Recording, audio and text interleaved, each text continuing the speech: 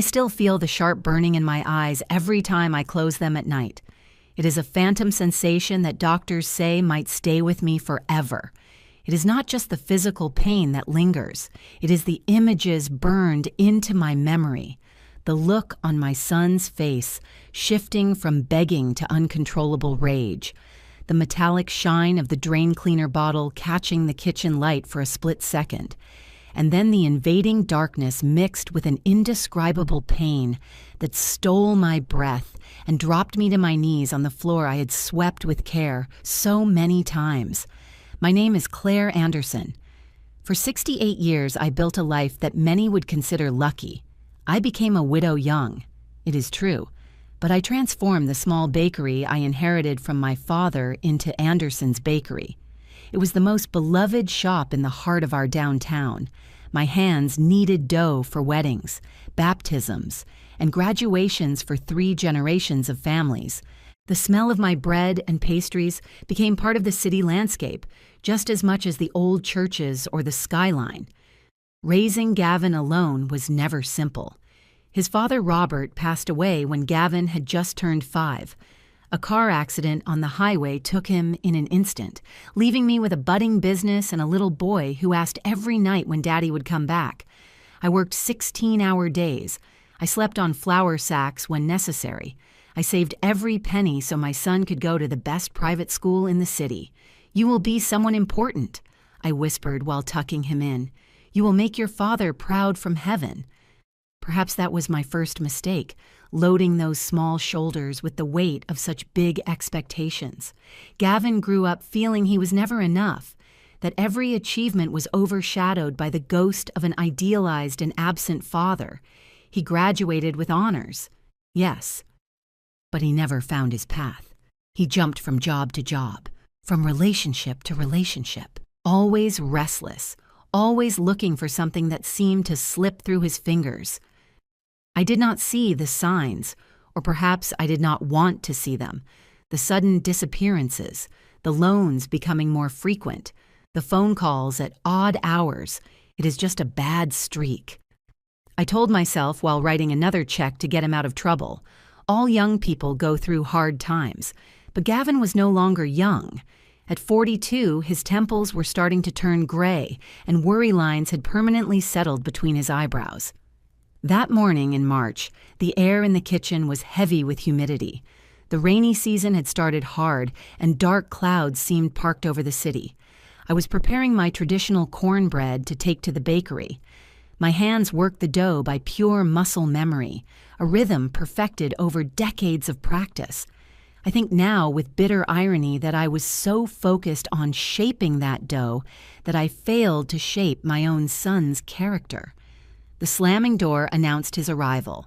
Gavin entered the kitchen like a hurricane, soaked not by rain but by a cold sweat that made his shirt stick to his body. His eyes were so much like mine, jumping nervously from one side of the room to the other.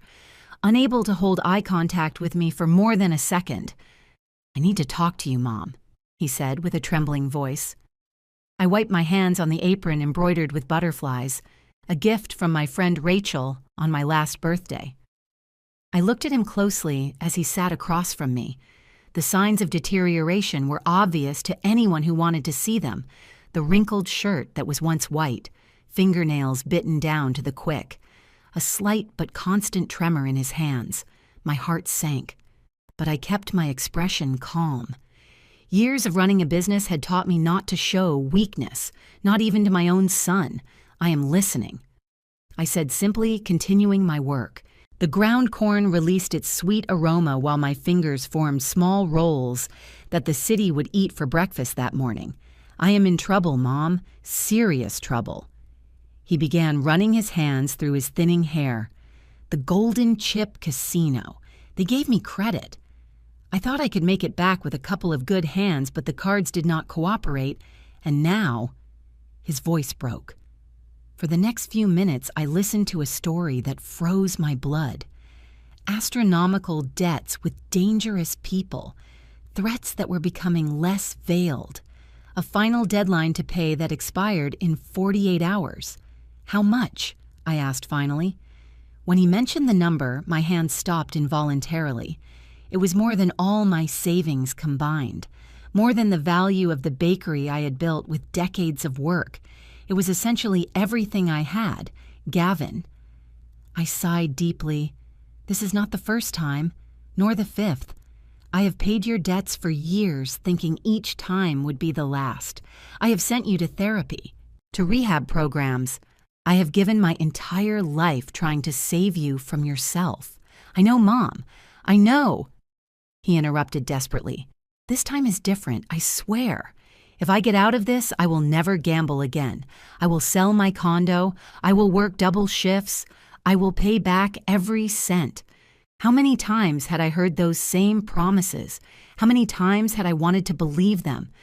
But something inside me had hardened over the years, like the crust of my best bread. A sudden clarity invaded me while I watched my son, this familiar stranger trembling in front of me.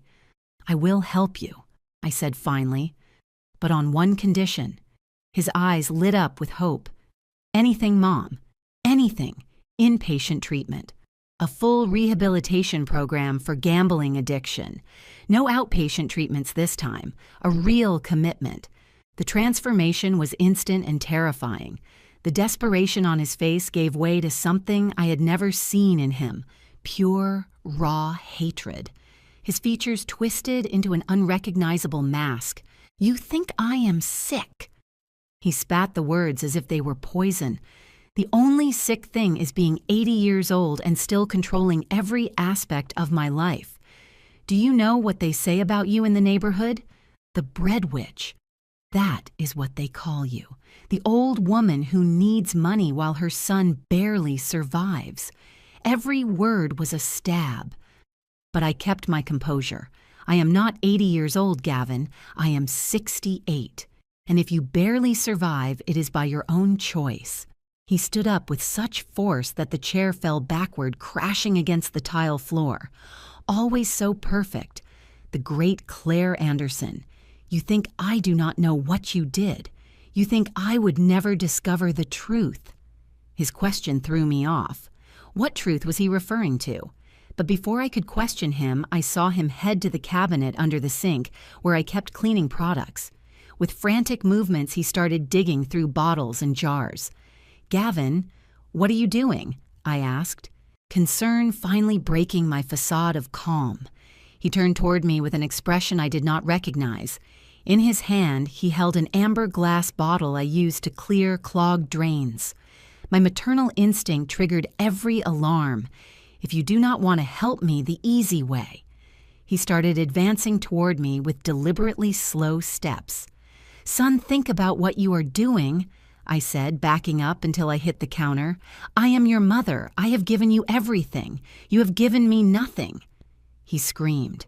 You have controlled me. You have judged me. You have made me feel like a failure my whole life.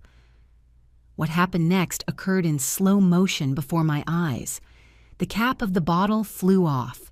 Gavin's arm described an arc in the air. The thick, yellowish liquid flew toward me like a venomous snake. The impact was immediate.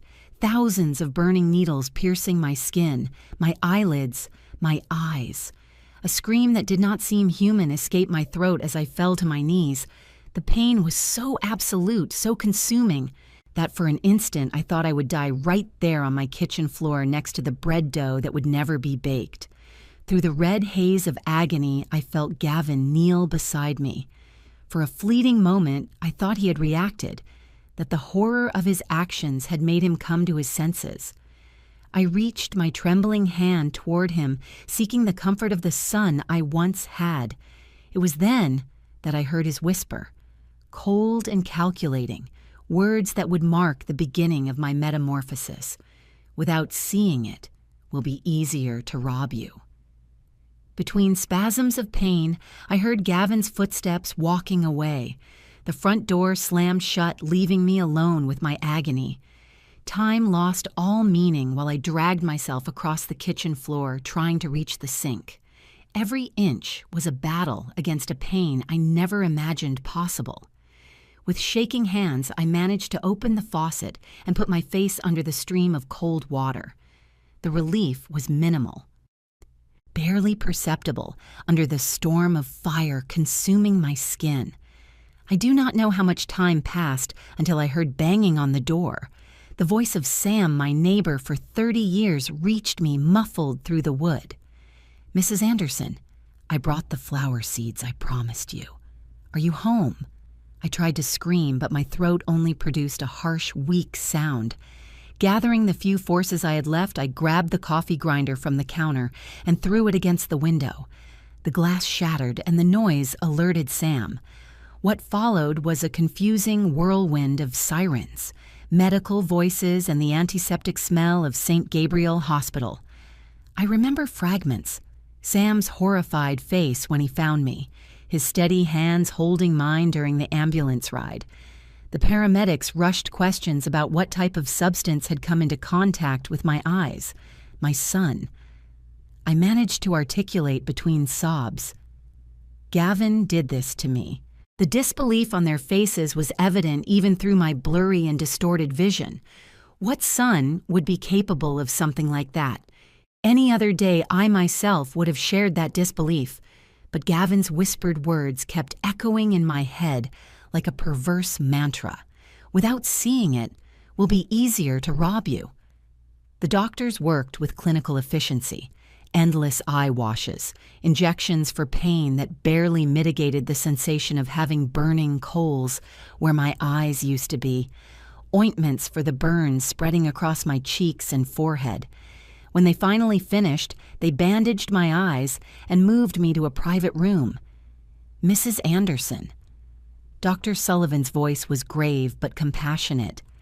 "We've done everything possible to neutralize the acid, but I must be honest with you. The burns are severe, especially in the left eye.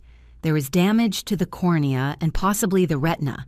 It is premature to give a definitive prognosis, but you must prepare for the possibility of significant vision loss."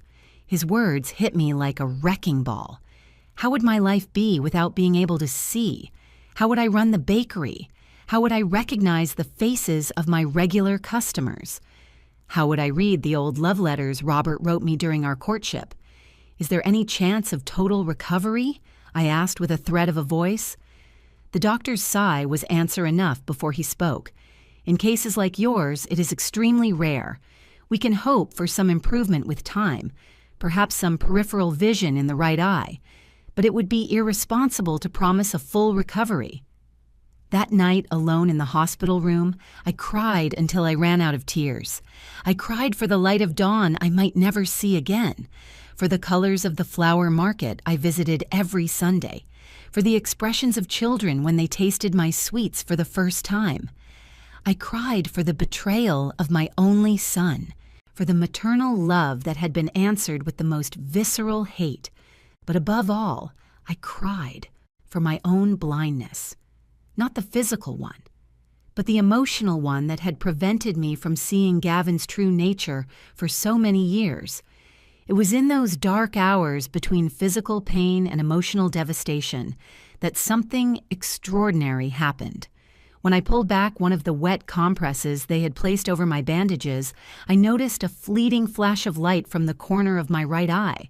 Initially, I thought it was my imagination, a visual memory clinging desperately to my consciousness. But when I moved my head slightly, the flash changed position. With a racing heart, I lifted my hand in front of my face, and there it was, a blurry shadow moving at the edge of my visual field. It was not much, barely diffuse shapes without details or clear colors. But it was vision. My right eye was not completely destroyed. The discovery should have filled me with hope. But instead, an idea began to form in my mind, an idea so bold, so reckless, that it scared me with its calculated coldness. What if I pretended to be completely blind? What if I let Gavin believe his attack had been a total success? What would he reveal? What would he do if he thought I was completely helpless? The decision was not easy or quick. All night I debated with myself the moral and practical aspects of such a deception. Would it not be more sensible to simply report him, let justice take its course? But then I remembered the countless times I had paid lawyers to get him out of minor trouble, judges who had been lenient because of his good family background, evidence that mysteriously disappeared when he had to face consequences. The judicial system does not always protect the vulnerable, especially when the aggressor knows how to navigate its mazes. When Dr. Sullivan came to check on me the next morning, I had made my decision. "Doctor," I said with a trembling but determined voice, "there is something I must tell you." I told him about the flash of vision in my right eye, but also about my plan. At first, he seemed shocked. "What you are suggesting is ethically questionable, Mrs. Anderson. I cannot falsify medical records to indicate total blindness when residual vision exists. I am not asking you to falsify anything, doctor," I replied. "Just help me protect myself from the person who tried to kill me, because that is what my son did, an attempted homicide. And if I do not manage to prove his intentions, he will try again until he succeeds."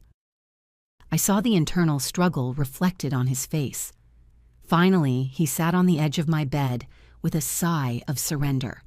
"I will not falsify reports, but I will not reveal confidential patient information to anyone without your consent either. If you decide not to mention this residual vision, it is your personal decision. It was enough. I did not need his active complicity. Just his professional silence. Over the next few days, while nurses changed my bandages and doctors evaluated the evolution of my burns, I began my transformation. I learned to keep my gaze empty, slightly unfocused, like I had seen in people with real blindness. I practiced for hours moving my hands with the tentative uncertainty of someone who cannot see where they are placing them. I studied the sound of the medical staff's footsteps, identifying them before they announced their presence, only to feign surprise when they spoke. When Gavin finally appeared in my room 5 days after the attack, I was prepared.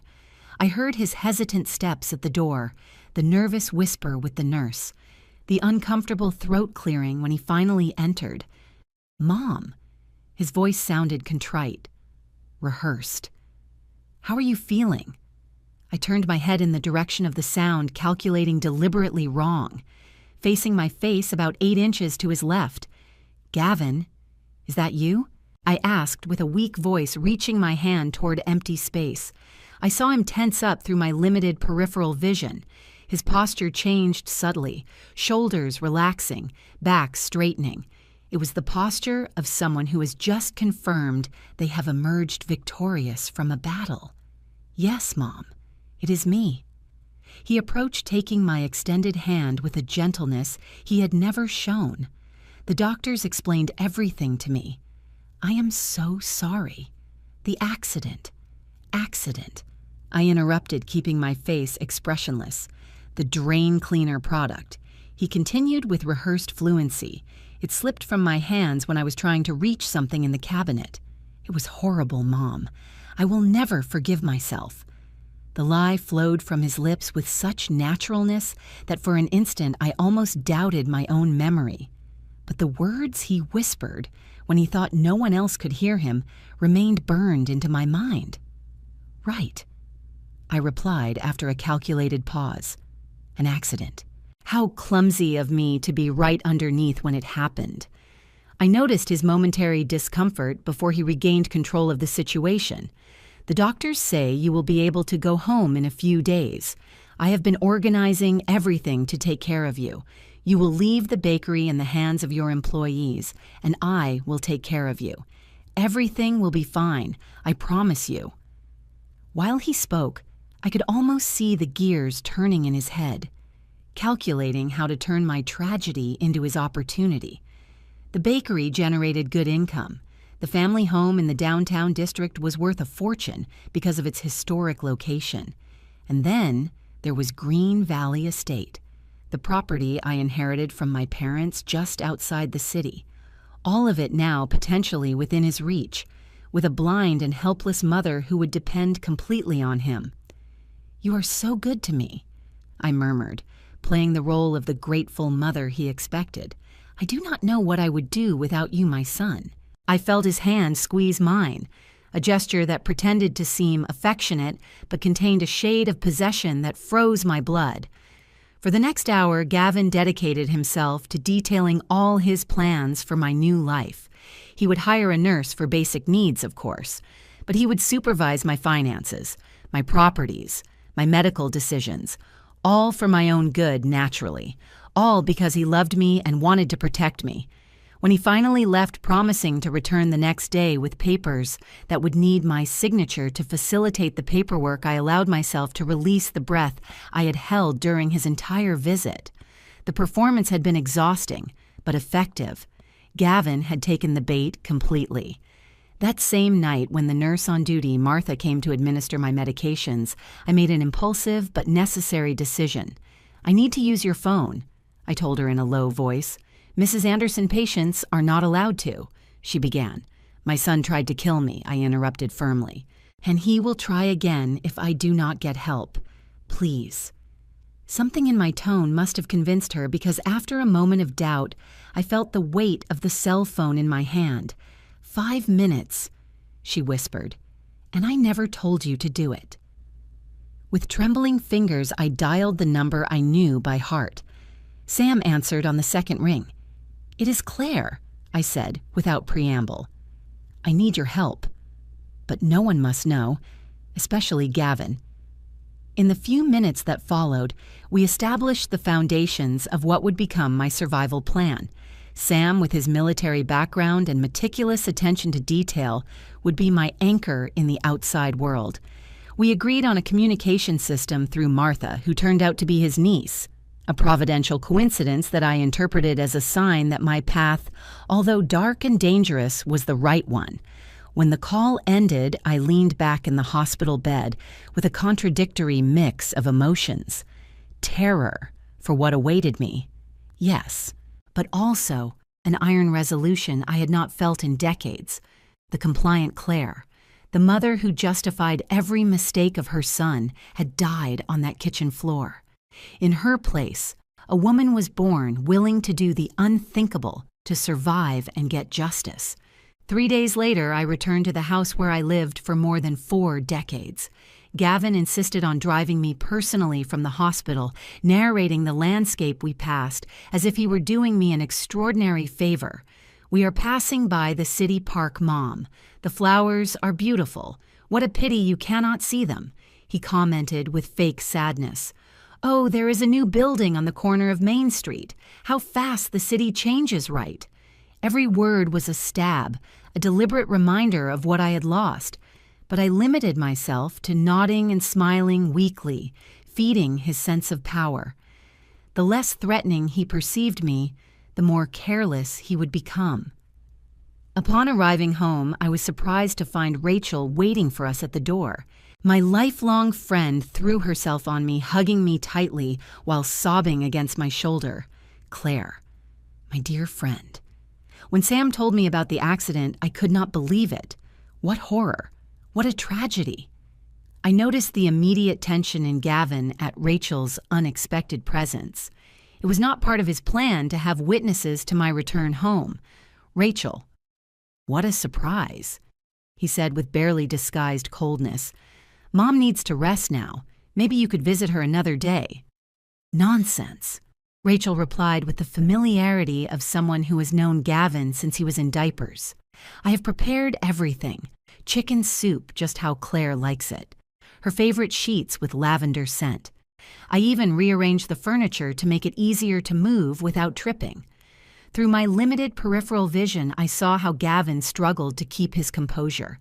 He had not counted on Rachel's interference in his plans, but contradicting her openly would raise suspicions. "It is very kind, but I am already taking care of everything," he insisted. "I have hired a nurse who will start tomorrow, a professional." "Wonderful," Rachel replied without flinching. "Then you will not mind if I stay tonight with her, right? To facilitate the transition."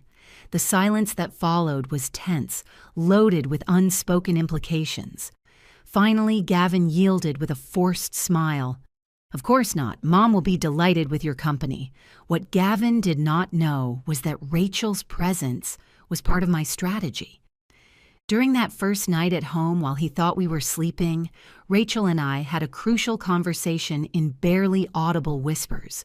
I revealed everything to her: the deliberate attack, Gavin's words, my remaining partial vision, the plan that was starting to form. Unlike Dr. Sullivan, Rachel showed no ethical doubts. Her indignation was immediate and visceral. That monster! She hissed with contained fury. I always knew there was something twisted in him, even when he was a child. The way he looked at the neighborhood cats, how he smiled when something upset you. I should have said something. Do not blame yourself, I assured her, squeezing her hand in the dark. I would have refused to listen. A mother rarely wants to see the worst in her child. What do you need from me? She asked without hesitation. Eyes and ears, I replied. You cannot stay permanently.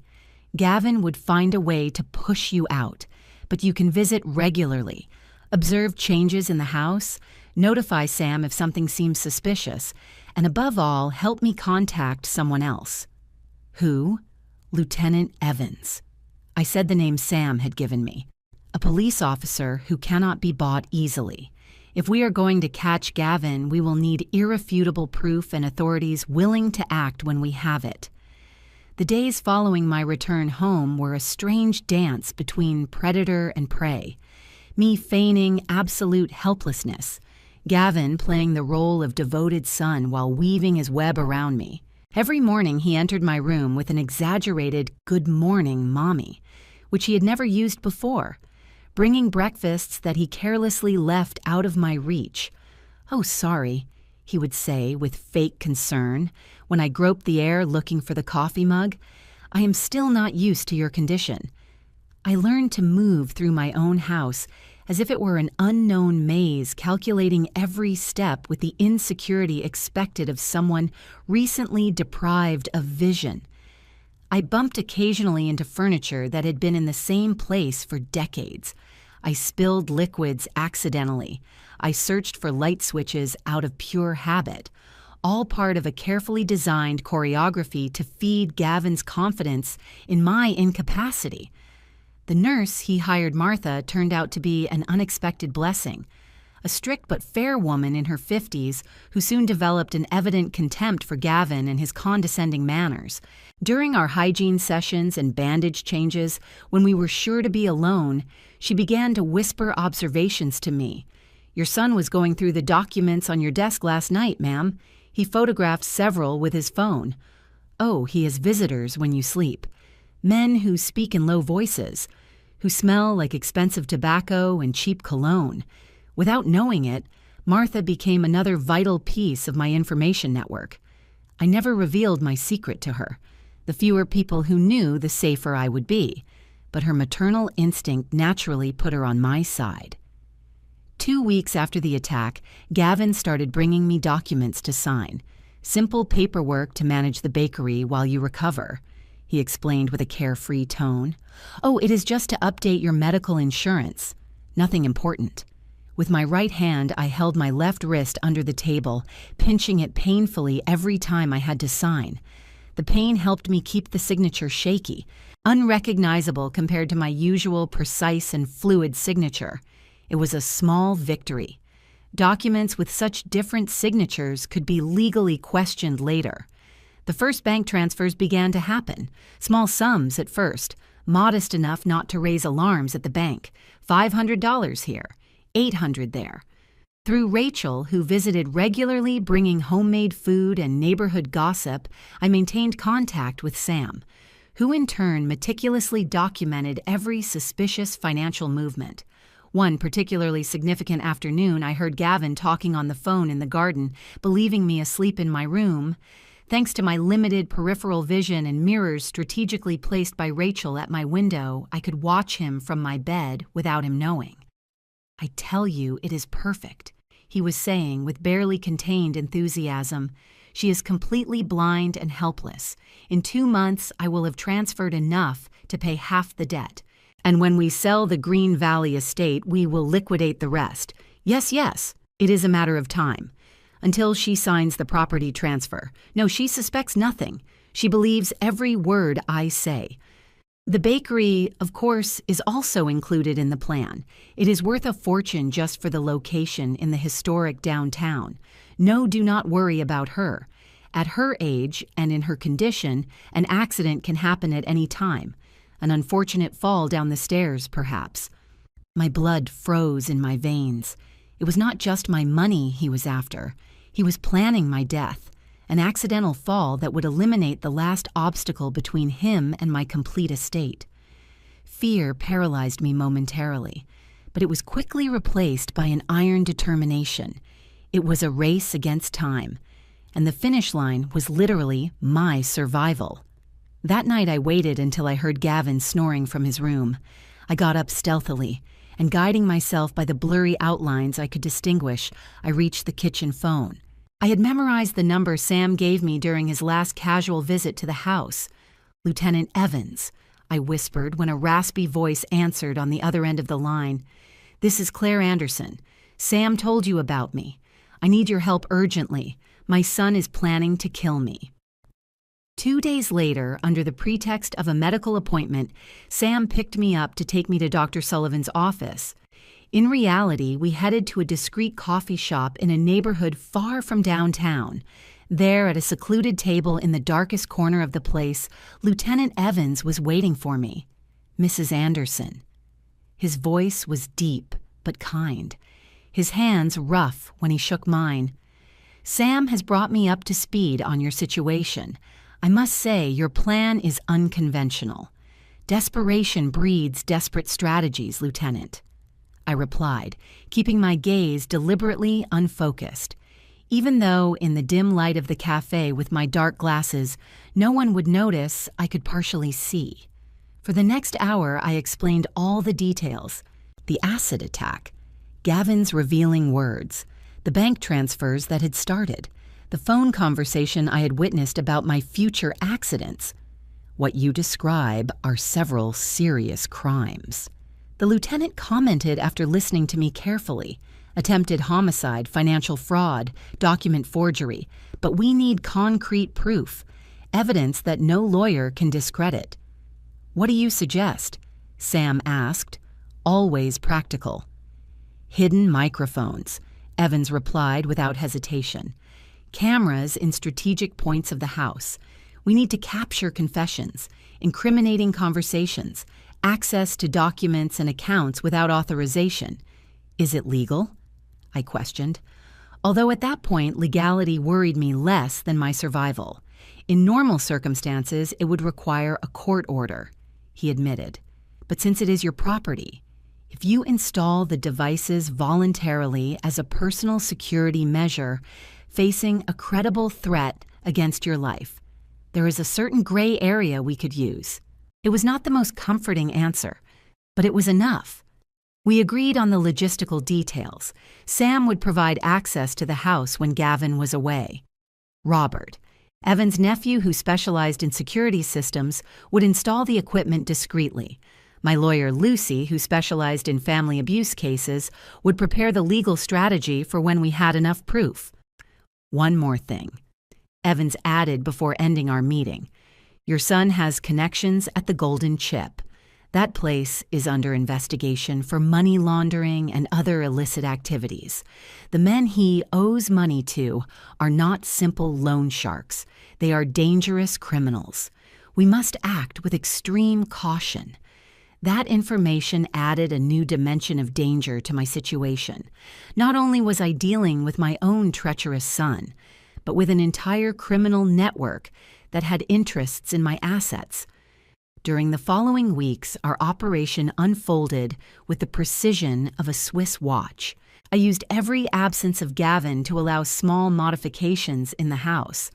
A repositioned painting hiding a tiny camera, a decorative vase with a microphone in its base.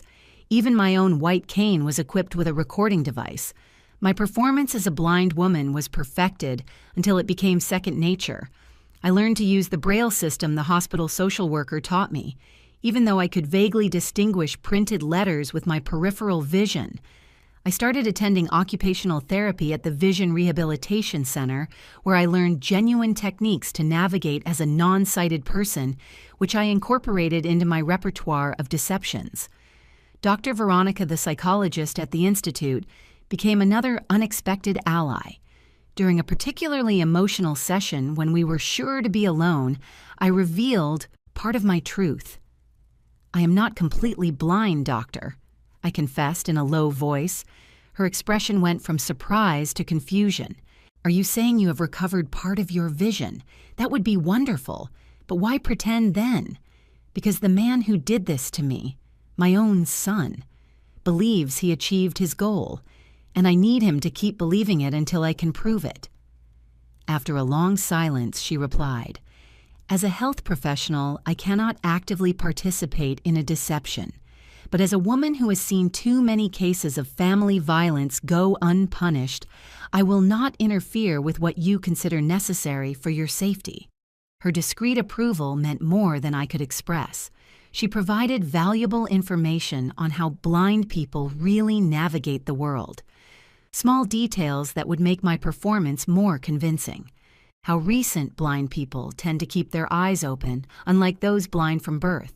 How they turn their head toward sounds, how their facial expressions can seem disconnected from the conversation due to lack of visual feedback. Meanwhile, the evidence against Gavin accumulated day after day. The cameras captured images of him going through my personal documents, accessing my computer, talking on the phone about properties he planned to sell. The microphones recorded conversations with his accomplices from the casino, discussions on how to speed up transfers without raising suspicions, even explorations on what medications could cause a cardiac arrest that would look natural in an older woman. One particularly revealing night, Gavin brought home 2 men I had never seen. From my room, pretending to be deeply asleep, I heard them talking in the study. "The land at Green Valley Estate is worth a fortune," one of them was saying, "especially now that they approved the construction of the new highway. You could pay your entire debt just with that property." "The problem is getting her to sign," Gavin replied. Lately, she has become suspiciously reluctant, even in her state, as if something made her doubt. "Did you not say she is completely blind?" the second man asked, his voice a threatening baritone. "Blind people are easy to fool. You put a paper in front of them. You tell them it is one thing when it is another." "I have tried." The frustration in Gavin's voice was palpable. But that old fox is smarter than she looks. She insists that Rachel or Sam read all documents to her before signing, then eliminate those nosy friends from the picture. The first man suggested with chilling casualness, "An accident, a threat, whatever is necessary, or speed up the process with the old lady." Added the second, "The boss will not wait forever for his money. You have a month, Gavin, a month to pay, or to provide real guarantees, not promises." Fear invaded me like an icy wave. Not only was my life in danger now, but also those of my faithful friends. We needed to act before Gavin found himself cornered by his creditors and took drastic measures. The next day, during a scheduled visit from Rachel, I managed to pass her a note detailing the conversation I had witnessed. She paled visibly, but kept her composure while continuing to chatter about neighborhood gossip, aware that Gavin might be listening.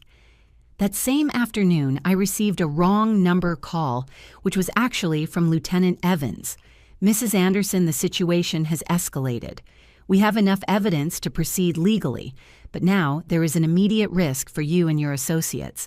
We must speed up the plan. How?" I asked, pretending to talk to a friend from church for the benefit of Gavin, who was hovering nearby. "The Green Valley Estate. Gavin is obsessed with obtaining it. Propose going there for the weekend to say goodbye to the place before transferring it to him. It is isolated, perfect for getting a full confession without interruptions. We will have agents stationed in the surroundings." The idea was brilliant in its simplicity. Isolate Gavin, far from his accomplices, in an environment where he would feel confident to speak freely, believing no one else could hear him. That night during dinner, I cast my bait, Gavin, I said with a tired voice stirring absently the soup I had barely tasted. I have been thinking about the estate. The clinking of his spoon falling onto the plate revealed his immediate interest. The estate. What about it? I think it should be yours. I continued carefully measuring every word. What sense is there for an old blind woman to keep a property she cannot even appreciate visually? Those landscapes, the sunrises over the mountains, they are just memories now. The change in his energy was immediate and palpable. He straightened in his chair. His breathing accelerated slightly. It was the posture of a predator finally seeing his prey get tired. Are you sure, Mom? It is a big decision. Absolutely, I affirmed with conviction. We could go this weekend to sign the transfer. I will invite the banker to bring the necessary documents. Excellent idea. He agreed quickly, barely containing his enthusiasm. I will handle everything. It will be a special weekend. Yes, I replied serenely while taking a sip of water to hide my smile. With all certainty, it will be unforgettable. That night, while listening to Gavin talk on the phone in the garden, excitedly sharing the news with his cronies, I mentally finalized the details of my counteroffensive. Green Valley Estate would be the perfect stage for the final act of this tragic family play. Isolated enough for Gavin to feel safe showing his true face, but close enough for authorities to arrive quickly when called. As I prepared to sleep, I passed my fingers gently over the scars around my eyes, permanent marks of Gavin's betrayal, but also symbols of my resilience. The acid that should have blinded me ended up opening my eyes to a truth I refused to see for years. In the darkness of my room, I allowed myself a small smile of anticipation. In a few days, this charade would come to an end. Gavin would discover that his helpless victim had transformed into his relentless judge, and I finally could drop the mask of blindness that had protected and imprisoned me for so long. The board was set, the pieces positioned, the final move would be at the estate, where the son who tried to blind his mother would discover that even with limited vision, I saw much more than he had ever imagined. Saturday dawn brought a clear sky and fresh air coming down from the hills, as if nature itself wanted to witness clearly the outcome of my story. I woke up before the roosters, mentally reviewing every detail of the plan. The night before, Gavin had meticulously prepared our trip. Light suitcases, provisions for 2 days, legal documents organized in manila folders.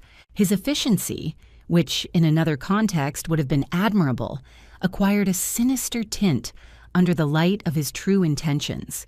While I dressed with deliberately slow and clumsy movements, typical of someone who cannot see what they are doing, I listened to Gavin humming happily in the kitchen, a nursery rhyme I used to sing to him when he was little.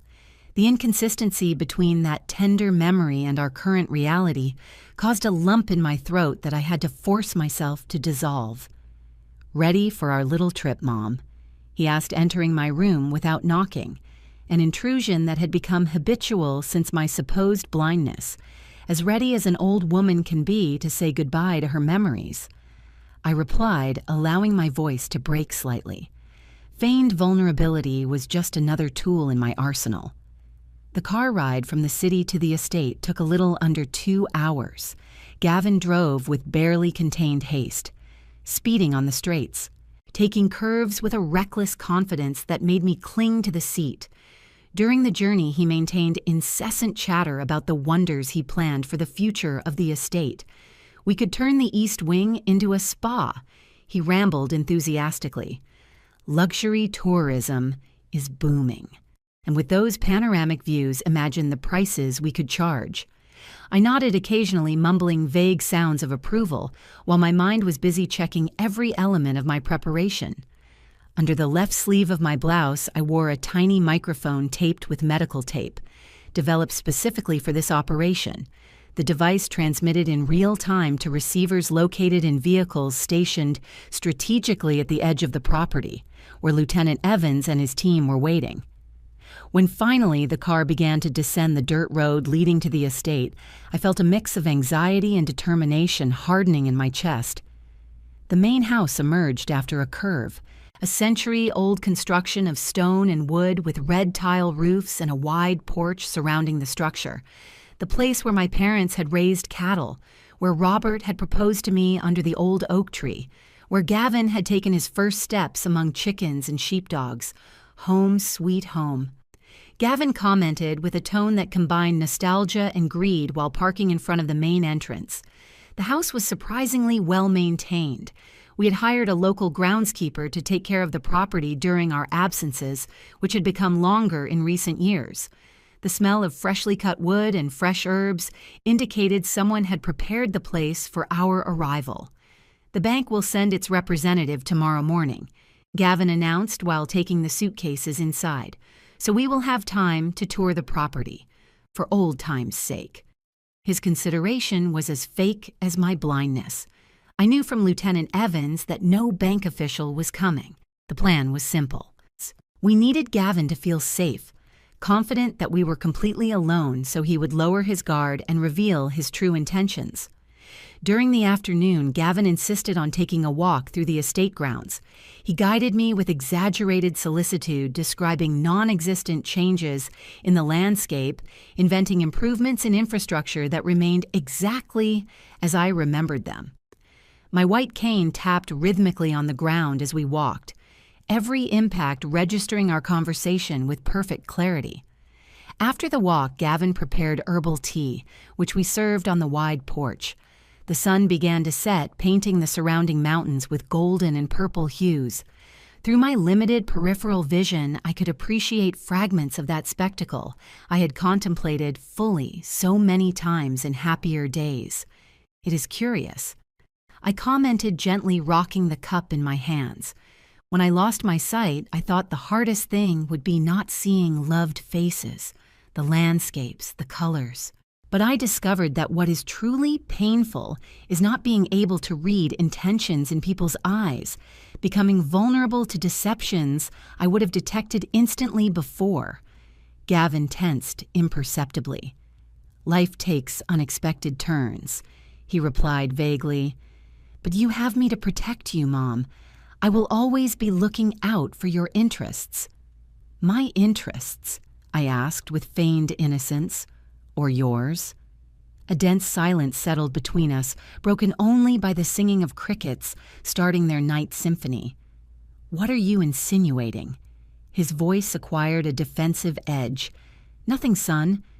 Just reflecting out loud." The conversation drifted toward lighter topics during dinner, which consisted of simple dishes Gavin had brought prepared from the city. I avoided the wine he offered repeatedly, aware that I would need all my senses alert for what was coming. When night fell completely over the estate, we moved to the main living room.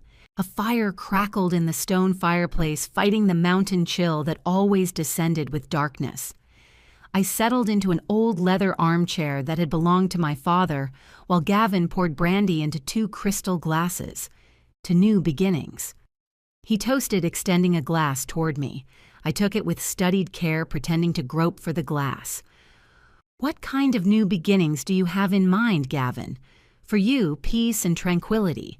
No financial worries, no responsibilities. I will take care of everything, just like you took care of me the day I was making bread in the kitchen." I dropped the question like someone dropping a bomb with lethal softness. Gavin's glass produced a sharp clink as it was placed abruptly on the coffee table. "It was an accident, Mom. We have already discussed this." It was time to press, to push him toward the confession we needed to capture. I took off my dark glasses with deliberate slowness, exposing my damaged eyes to the flickering light of the fire. "Do you know what is the most painful thing about being blind, son? It is not the constant darkness. It is knowing that the last image burned into my memory is the face of my only son while he threw acid into my eyes." "Are you confused?" he replied quickly, but his voice had lost firmness. "The trauma, the medications. You are mixing reality with nightmares." Nightmares, I repeated with bitterness. Is it a nightmare to clearly remember how you said without seeing it will be easier to rob you? Because I remember it, Gavin. Every word, every inflection of your voice. He stood up abruptly, walking nervously toward the window overlooking the back garden. I watched him through my peripheral vision, his silhouette cut against the blackness of the night. His shoulders were tense, his hands restless. Have you been talking to someone? He accused, finally turning toward me. Sam, Rachel. They are filling your head with absurd ideas. No one needs to tell me what I saw with my own eyes before losing them, I replied calmly. What I need to understand is why. Why would your own son try to destroy me so cruelly? You know nothing. He exploded, finally punching the wall. You and your damn bakery, your spotless reputation, the great Claire Anderson, example for the whole community. Do you have any idea what it is to live under your shadow? Being always Claire's son and never Gavin. His words gushed like an uncontainable torrent, years of resentment overflowing in the quiet of the night. I tried everything, studying, working in respectable companies, even opening my own business. But nothing was enough, nothing compared to your success, and meanwhile you kept growing, expanding, accumulating properties, recognition, money that should be mine by right. I repeated, genuinely surprised by the magnitude of his distortion.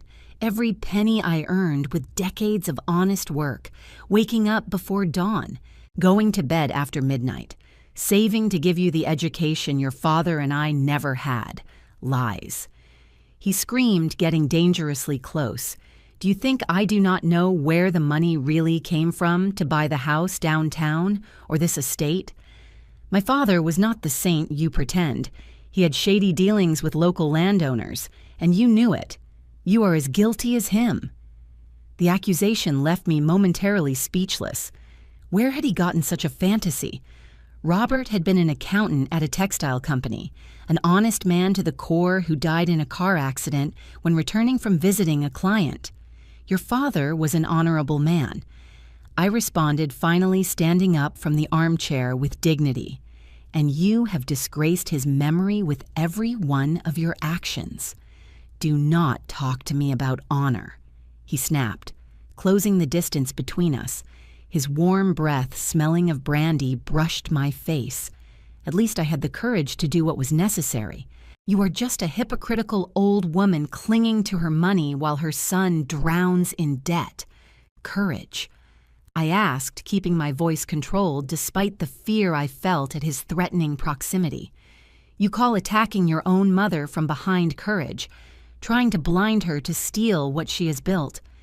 For an instant I saw doubt in his features, as if a small part of the child I had raised tried to surface. But it disappeared quickly, replaced by a calculating coldness that was completely alien to me. It was an act of poetic justice, he said with a twisted smile. You have always been blind to reality. I just made literal what was already figurative, and the plans for my accident. I asked, taking another step toward the precipice of truth, is it also poetic justice to plan your mother's death? The surprise on his face was genuine. How? The walls hear sun, even for the blind. Understanding transformed his features gradually. You have been pretending, he whispered, backing up a step. You can see. It was the moment of final revelation. With a fluid movement that contradicted my previous hesitant gestures, I fixed my eyes directly on his without the deviation that had characterized my gaze for months. Not completely, I admitted.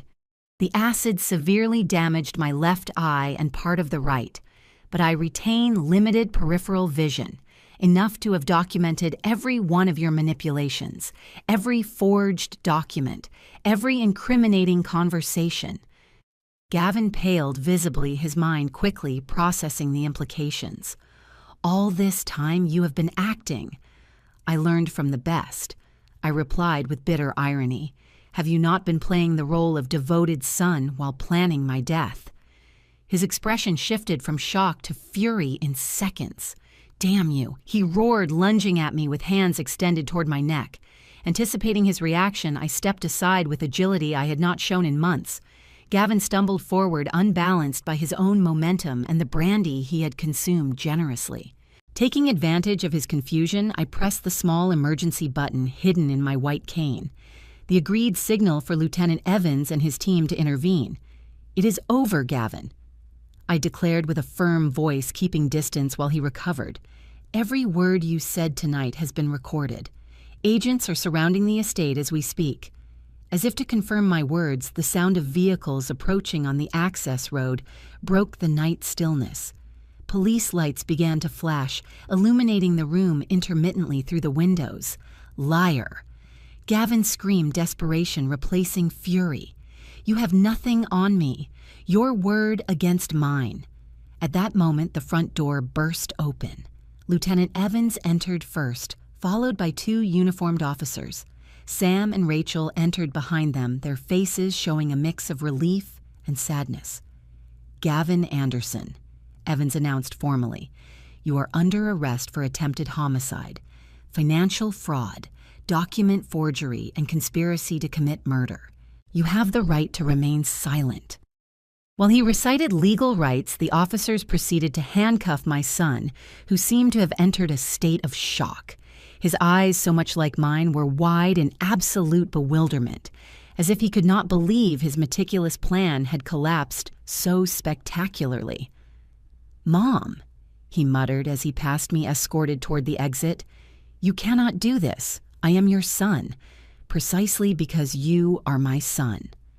I responded with pain but firmness. "I cannot allow you to continue on this destructive path. True love implies responsibility even when it hurts." Once Gavin was put into the police vehicle, I let myself fall heavily onto the sofa, feeling months of tension leave my body, leaving me exhausted but strangely light. Rachel sat beside me, taking my hands in hers. "You did it, Claire." She whispered, tears shining in her eyes. "It is over." "No," I corrected gently, looking out the window as the police convoy drove away, taking the son I had loved my whole life. "The real challenge is just beginning." Lieutenant Evans approached, holding a small recorder. "We have everything we needed and more. His confession is irrefutable. With the evidence accumulated during these months, he will face a considerable sentence." I nodded slowly, thanking his efficiency, but finding no satisfaction in the result. There were no winners in this story, only different degrees of loss and pain. I spent that night at the estate, refusing to return immediately to the city. I needed space to process everything that happened, to reconcile with the new reality I had helped create. Sam and Rachel insisted on staying with me, taking turns keeping watch, even though there was no immediate danger anymore.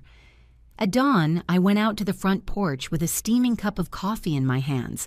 The sun emerged lazily between the hills, gilding the tops of the ancient trees bordering the property. With my limited vision, I barely distinguished fragments of that spectacle, but it was enough to fill me with a strange peace. Justice had been done, yes, but at a terrible price. I had lost my son twice. First, when he decided my assets were worth more than my life. Second, when I was forced to hand him over to authorities to stop his spiral of destruction. While I contemplated the new day being born over the lands that had witnessed so much joy and now so much pain, I understood my journey was just beginning. Reconstruction would be slow and painful, both of my partially lost vision and my completely transformed life. But for the first time in a long while, I could see the path ahead clearly, even through damaged eyes. I would no longer need to feign blindness or vulnerability. I would no longer live fearing betrayal from the one who should protect me most. I was free at last from the darkness I had chosen to inhabit to survive. The white cane that had been my crutch and my weapon rested now by the door, a reminder of the woman I had been forced to become. I would use it for practical necessity, not for deception. My scars, both the visible ones around my eyes and the invisible ones in my heart, would be part of me forever. But they would no longer define my complete existence. The truth, like acid, burned on contact. But unlike acid, the truth could also heal, purify, liberate. And while the sun ascended fully over the hills, illuminating every corner of Green Valley Estate, I promised myself to embrace that truth, however painful it might be, and build with it a future that neither betrayal nor hate could threaten again. 3 weeks after Gavin's arrest, I sat across from the district attorney in his office at the Judicial Center. The smell of old books and fresh coffee filled the air, while the official, a man in his 60s with deep wrinkles on his forehead, meticulously reviewed a file on his mahogany desk. "Mr. Anderson." He began finally taking off his reading glasses with a tired gesture. "We have a solid case against your son. The evidence is overwhelming. Recorded confessions, forged documents, testimonies from his accomplices who have decided to cooperate in exchange for reduced sentences." I nodded slowly, feeling the weight of every word like stones on my chest. However, he continued, leaning forward with a worried expression. "We have discovered something during the investigation that complicates things." A chill ran down my spine. "What do you mean?" The DA extracted a different folder from his drawer, this one, with a red confidentiality stamp. "During the search of the Golden Chip Casino, our agents seized documents and electronic equipment. Among them, we found this." He slid a photograph toward me. It showed 2 men talking in what seemed to be a luxurious office. One was clearly Gavin. The other was identical to him except for a scar running down the right side of his face, from temple to lip corner. "I do not understand," I mumbled, although a terrible suspicion began to form in my mind. "Who is this man?" "According to records, we have been able to verify," the DA replied cautiously. "His name is Mark, but we have run facial recognition tests, and there is a 99.8% probability that he is a direct relative of your son. A twin, to be precise."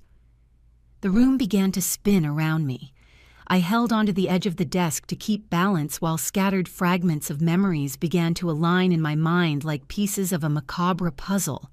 That difficult pregnancy, the doctors warning me there were complications, the premature traumatic birth, me unconscious for days due to severe hemorrhaging, Robert with a devastated expression informing me that only one of our twins had survived.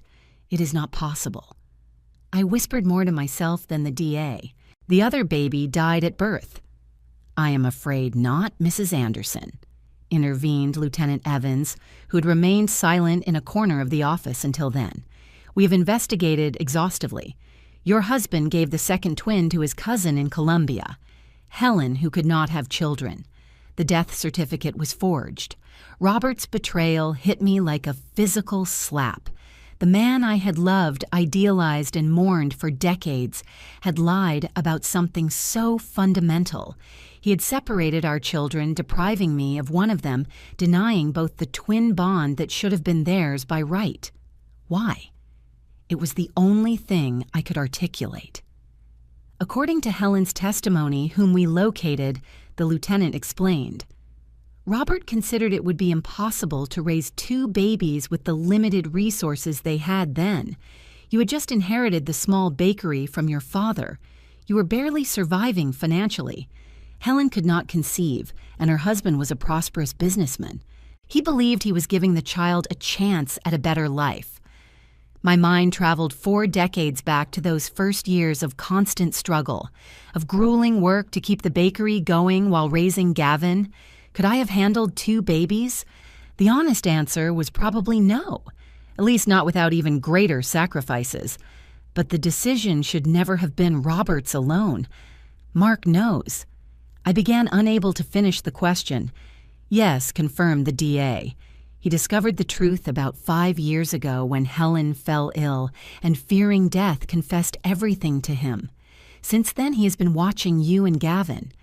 A chill ran through me, thinking of this unknown son watching us from the shadows, accumulating resentment for a life he never had, for a mother who never looked for him because she believed he was dead.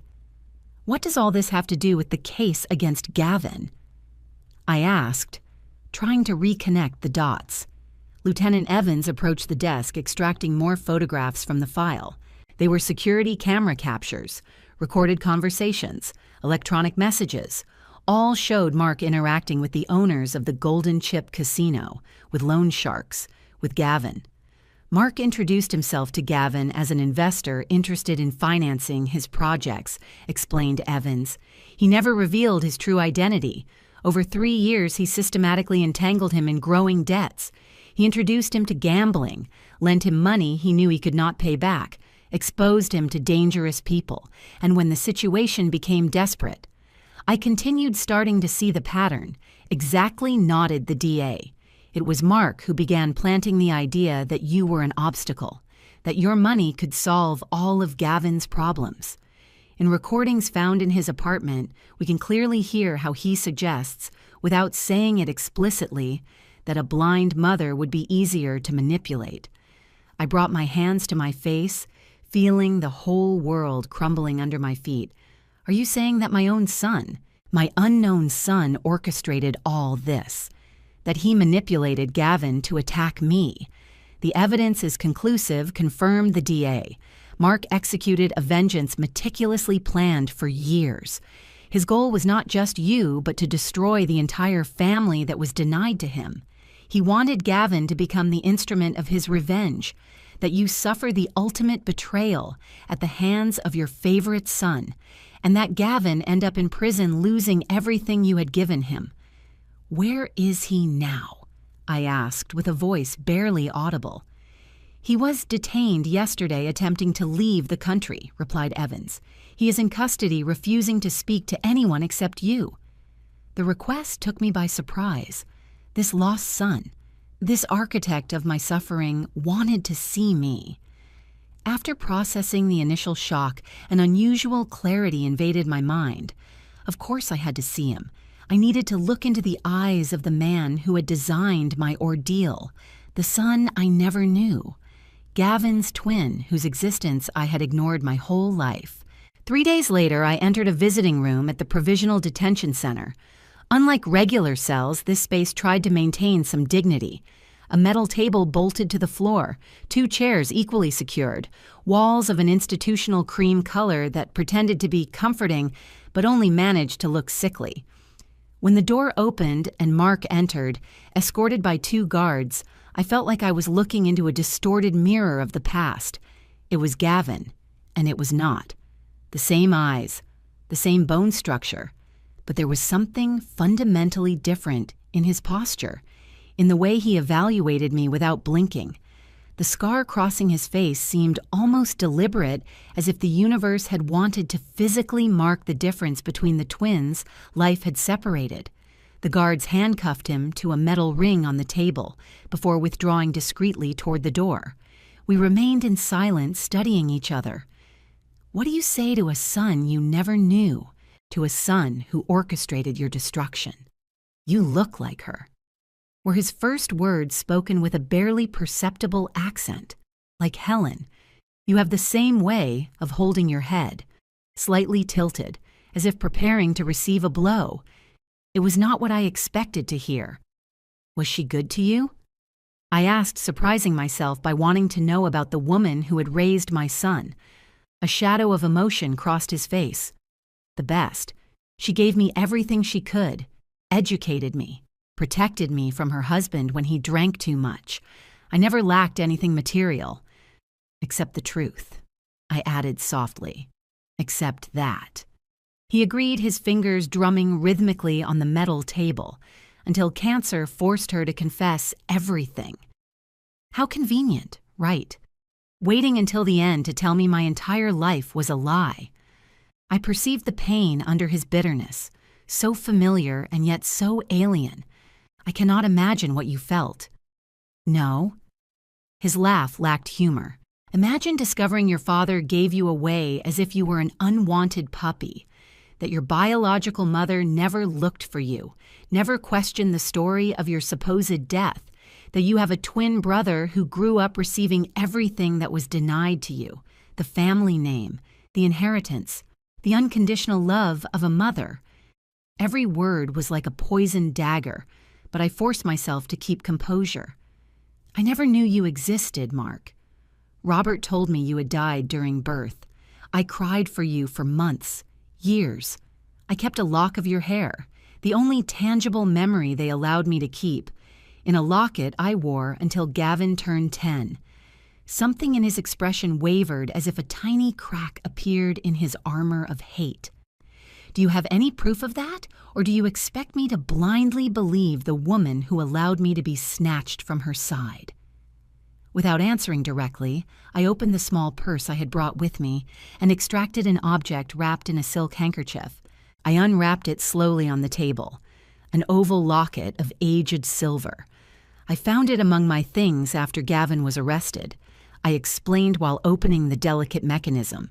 Inside, protected by tiny glass, was a lock of dark hair, tied with a faded blue thread. Here is the date, the day you were born, the day I lost you. Mark stared at the locket, his expression decipherable. He extended a handcuffed hand to touch it, but stopped halfway, as if fearing it might disintegrate on contact. "Why are you showing me this?" he asked finally, his voice barely a whisper. "Because you deserve to know you were loved, that you were mourned, that you were never forgotten." I replied simply, "What Robert did was unforgivable. He stole your identity, your family, your connection with your brother. He stole from all of us the possibility of being a complete family." A heavy silence fell between us, full of 4 decades of absence, of lost opportunities, of paths that never crossed. "Do you know what is most ironic?" Mark asked finally, with a twisted smile that did not reach his eyes. "That everything I did to destroy you ended up revealing the truth that was denied to me for so long. If I had not orchestrated this revenge, we probably never would have met. A truth bought at too high a price." I replied, thinking of Gavin locked in another section of the same prison, of my damaged eyes, of the spiral of destruction that had enveloped our fragmented family. Gavin lost his freedom. I lost part of my vision. You lost years of your life planning revenge against people who were as much victims as you. Mark looked away, observing an undefined spot on the wall. "When I discovered the truth, I hired private detectives. I watched you for months. I saw how you treated Gavin, how you gave him everything he asked for, how you justified every one of his failures. You seemed so perfect, so selfless. I hated you with every fiber of my being. It was not perfection," I corrected gently. "It was compensation. I always felt I had failed Gavin by not being able to give him a father, a complete family. I tried to fill all the voids being mother and father at once, and in the process, I spoiled him, overprotected him, prevented him from facing the consequences of his actions. My love, although sincere, was distorted by guilt. Guilt." He repeated, savoring the word as if it were a new concept. "Helen also lived consumed by guilt, for participating in the deception, for stealing me from my true family. She went out of her way pleasing me, giving me everything material she could. Maybe we are more alike than you think, Gavin and I, both molded by mothers who compensated out of guilt." The observation, as sharp as it was painful, left me momentarily speechless. There was an undeniable truth in it, a disturbing symmetry in our parallel lives. "What will happen now?" I asked finally. "I will face a trial," he replied with clinical pragmatism. "Conspiracy, incitement to crime, fraud, extortion. The list is long. I will probably spend the next 15 to 20 years in prison, if I am lucky. And Gavin." A flash of something like remorse crossed his face. "His case is more complicated. He executed the physical attack, but there is substantial evidence of prolonged psychological manipulation. His lawyer is arguing diminished capacity due to coercion. He will probably get a reduced sentence, especially if he cooperates fully testifying against me. The idea that both brothers separated at birth, reunited by tragedy, would spend years locked in the same prison was unbearably cruel to me. I will speak to the prosecutor. I decided in that moment. I will testify in favor of clemency for both. Mark looked at me with genuine surprise. Why would you do something like that? After everything I caused? Because I am your mother, I replied simply. To both of you. And I have already lost 40 years we could have shared. I do not want to lose 40 more. His eyes, so identical to Gavin's, moistened briefly before he regained control. It might be too late to fix what is broken. It is never too late to try. I replied, placing the locket on the table between us. This locket kept the memory of a lost son for decades. Now it can be the beginning of something new if you so decide. When I left the detention center that afternoon, the setting sun bathed the city with a golden light that seemed to transform it into something ethereal, almost dreamlike. I stopped in the square in front of the building, letting the bustle of daily life wrap around me. Street vendors shouting their wares, children chasing each other laughing, old men chatting on worn stone benches. Life continued unstoppable, indifferent to our personal tragedies. And in that continuity, there was something deeply comforting. The world had not stopped when I lost part of my vision, when I discovered my son's betrayal. When they revealed I had another son whose existence I had ignored for 4 decades. My path forward would be different than I had imagined, more complex, more difficult, but also potentially richer in meaning. I had 2 sons now, both lost in their own way, both in need of redemption and healing. The following weeks brought a frenetic activity of lawyers' hearing statements. I kept my promise to advocate for clemency for both twins, recounting the full story. Robert's original lie, Mark's manipulation, Gavin's vulnerability. The judge, impressed by the exceptional circumstances of the case, seriously considered my arguments. Finally, a judicial agreement was reached. Gavin would receive a reduced sentence of 5 years, with possibility of parole after 3 conditioned on intensive psychological therapy and supervised community service. Mark, as the intellectual architect of the whole plan, would face 10 years also, with mandatory therapy and possibility of review after 7 years for good behavior. The real work, however, was just beginning. Rebuilding relationships destroyed by deception and resentment would require more than reduced sentences and good intentions. It would require patience, commitment, and a capacity for forgiveness I sometimes doubted I possessed. My first step was selling Green Valley Estate. Too many painful memories inhabited those century-old walls. With part of the money, I bought land near the downtown area and began construction of what would become the New Light Center, a space dedicated to the rehabilitation of visually impaired people and victims of family violence. The bakery continued to operate under Rachel's management, who turned out to have an innate talent for business that had remained dormant for decades. Every morning, the smell of freshly baked bread continued to wake up the neighborhood, a reminder that some traditions could survive even the worst storms. With my vision partially recovered thanks to experimental surgery, I could distinguish shapes and colors enough to move with relative independence. The white cane remained my constant companion, but now it was a practical tool, not an element of an elaborate farce. I visited Gavin and Mark regularly in prison, at first separately respecting their mutual hostility. Over time, we began joint family therapy sessions, painfully honest but incrementally healing. Little by little, the twins began to recognize their reflection in the other. Same unconscious gestures, similar thought patterns, identical reactions to specific situations. The biological connection denied to them began to manifest shyly but persistently across 4 decades of separation. We are like 2 versions of the same story. Gavin commented during a particular session, me ruined by excess attention, him molded by absence. It was a profound observation that summarized decades of damage in a simple sentence.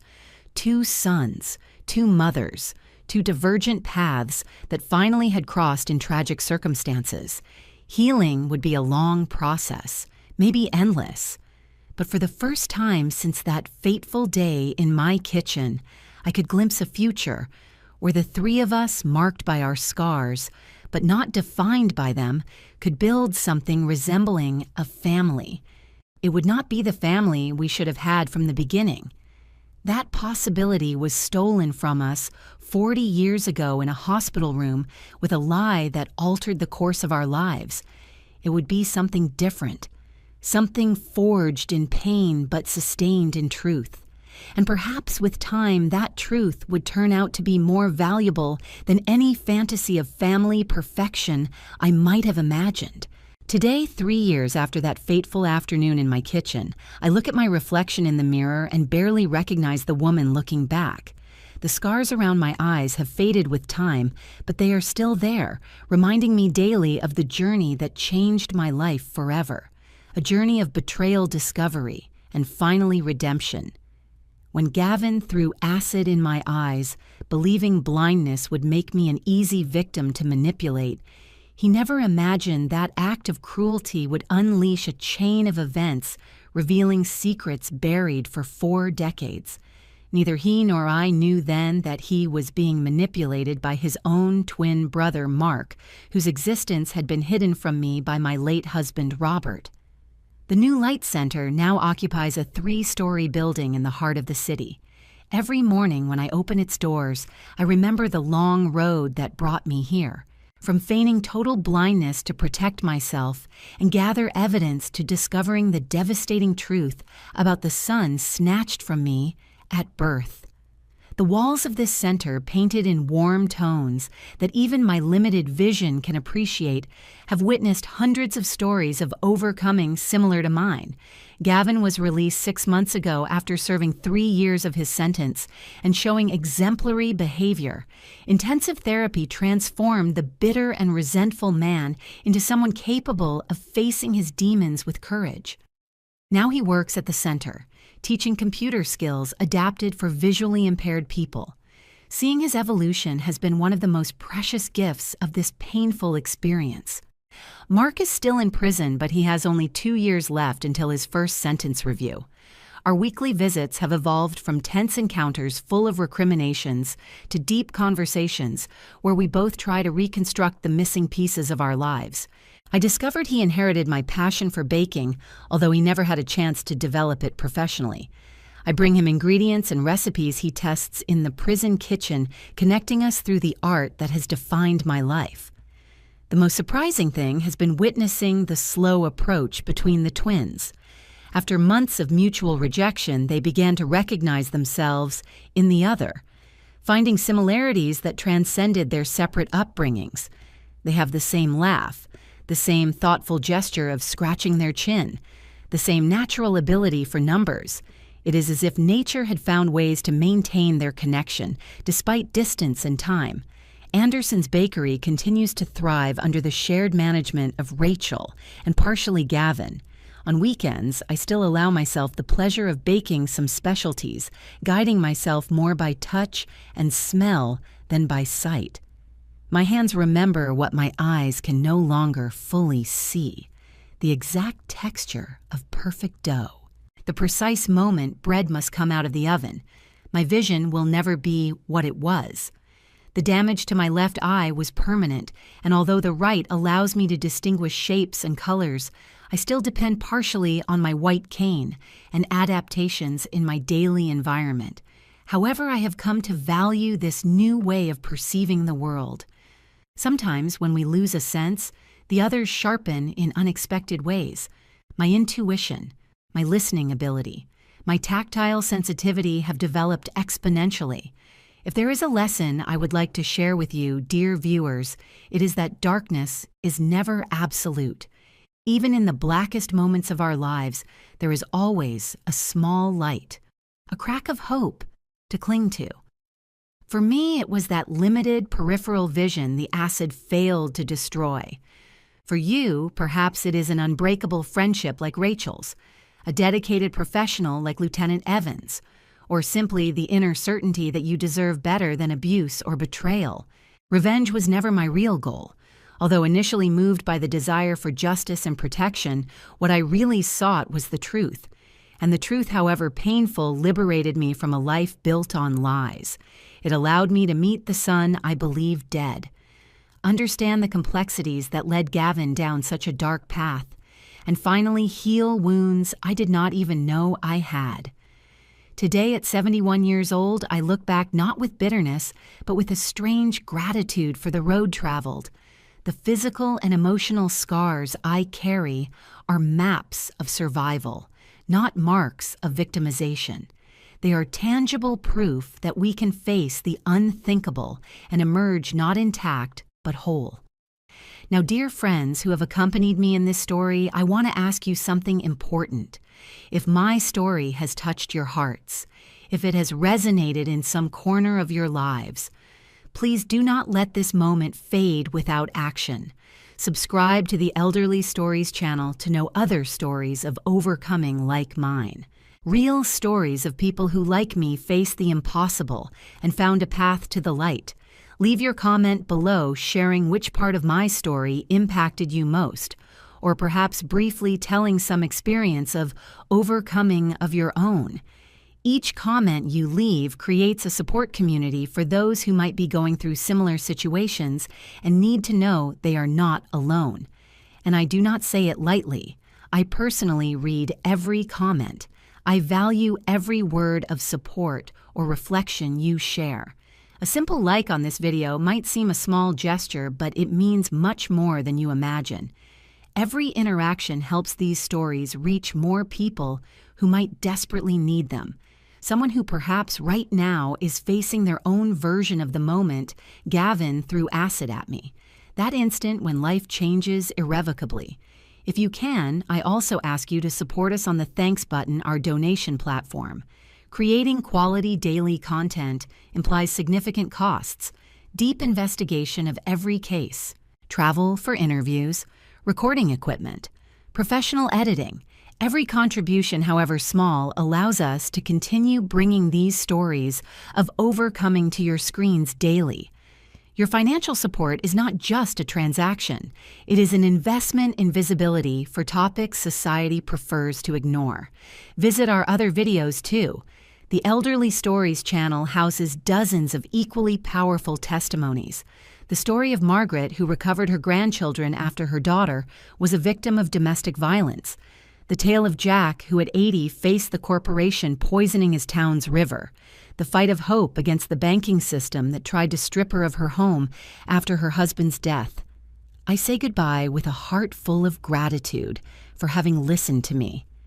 As I always say to those who come to the New Light Center seeking help, scars do not define our future. They only tell where we come from. What is truly important is where we decide to go next. Until the next video here on the Elderly Stories channel, remember to subscribe. Activate notifications with the bell button so you do not miss any story. Leave your valuable comment. And if you can support us on the Thanks button, each of these gestures makes it possible for more stories like mine to reach those who need them most. Together, we are creating much more than a channel. We are building a digital shelter where difficult stories can be told without judgment and listened to with compassion. A space where grandmothers like me with visible and invisible scars can transform our personal tragedies into beacons of hope for others. Thank you for being part of this community. Thank you for allowing me to share my story. And above all, thank you for remembering with me that even after the acid, after the betrayal, after the deepest pain, there is always the possibility of redemption and light.